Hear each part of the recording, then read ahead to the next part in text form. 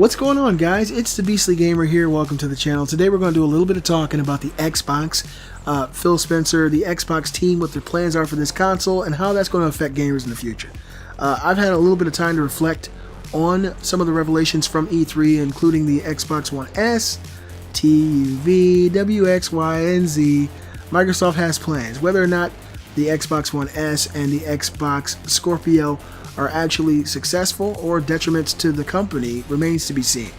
I do appreciate and acknowledge the fact that Microsoft is trying new things. They've completely done a 180 from the Don Matrick Xbox team. The Don Matrick Xbox team was Orwellian. I think that Don Matrick used to work for Hillary Clinton or something. It just didn't feel right. It felt like a scam, a scheme, and it just had a bad taste in everybody's mouth.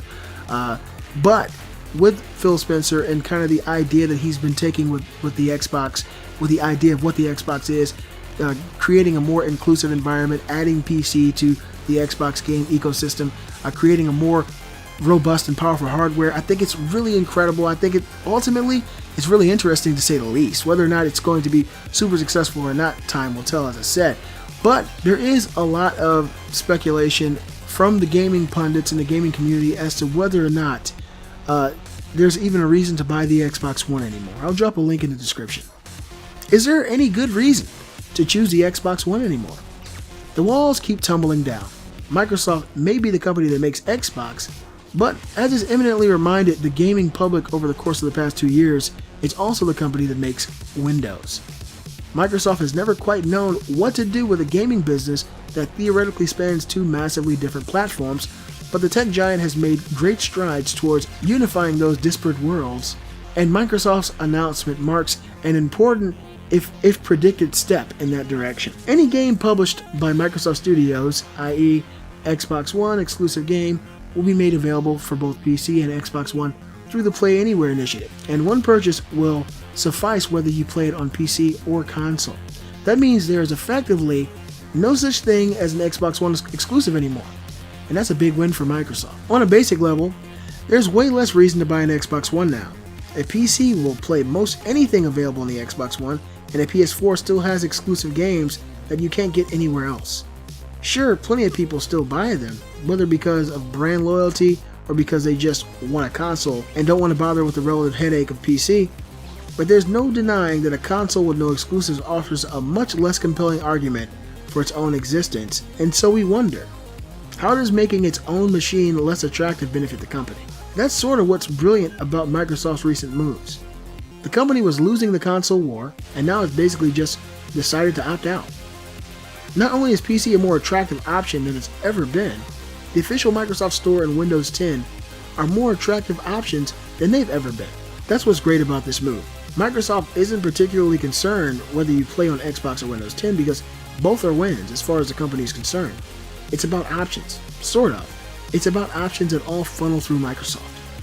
So while we're looking at PlayStation 4 versus Xbox One sales and we're declaring absolute victory for PS4, Microsoft is realizing that there's more to this game than just those two boxes. PC is a funny term. It just means personal computer. And that can refer to a smartphone, a tablet, a console, a desktop, or a laptop. And while that might sound like semantics, moves like this remind us that it's not. Gaming across platforms is converging in all sorts of ways, and Microsoft is positioning itself for flexibility as it continues. Later on, when Xbox launches Scorpio, gadget heads might decide that a 4K console sounds like a fun thing after all, and if they've got a PC, they might just have a ready library of games that all work on the new machine, whether they own the Xbox One or not. So, this is extremely pertinent information for the future of the Xbox One. It does step over the Xbox One or the need to have an Xbox One at all if you have a PC. If you've got a capable Windows 10 PC, this is what this article is stating. If you've got a capable Windows 10 PC and you buy Windows 10 games that are Microsoft exclusives through the Play Anywhere initiative, you still get the code for the Xbox One game. Now, the Xbox Scorpio will also play all these games in 4K. So, you're playing them on your PC now. You don't need to buy an Xbox One because the Xbox One Microsoft Studio games are all coming to PC. But when the Scorpio comes, you can just bypass the Xbox One, buy a Scorpio, and all the games that you've been buying on the PC through the Play Anywhere initiative work on the Scorpio. So, in effect, through this article, Microsoft has effectively killed their own console? That's what it sounds like to me. I don't know if it's necessarily true, but it does sound like this could be a detrimental decision for the future of the Xbox One. The thing is, guys, as a company, they've got to decide, are we going to make our money on the hardware end or the software end? For a majority of these companies, like Sony, Microsoft, and Nintendo, they always look to the software. And I guess Microsoft sees it as this. If we can double up our software sales, we're going to get more people. There's tons of people who own PCs. A lot of people don't want to, fork over the extra money for an Xbox One. They can make more sales with their software. That might be the decision that they're making, but ultimately, it might truly, truly kill the Xbox One. Now, Microsoft has recently kind of taken a few steps back from this revelation of the Play Anywhere initiative and said that all games that were shown at E3 will work through the Play Anywhere initiative. They did kind of backpedal a little bit from this story, but they've already kind of promised this. So if they completely remove this, it's going to be also bad PR. It'll be a bad move for their public sphere, and it'll be a bad move for anyone who's speaking on behalf of Microsoft from this point, because they'll seem like liars. But you guys let me know what you think. Will this effectively remove the need to have an Xbox One if you have a gaming PC? I've got an Asus UX501. It'll play Xbox One games like nothing. If I didn't have an Xbox One and Microsoft was doing this Play Anywhere, play as you go, play as you want to, and you still get codes for the Xbox One, I wouldn't even need my Xbox One.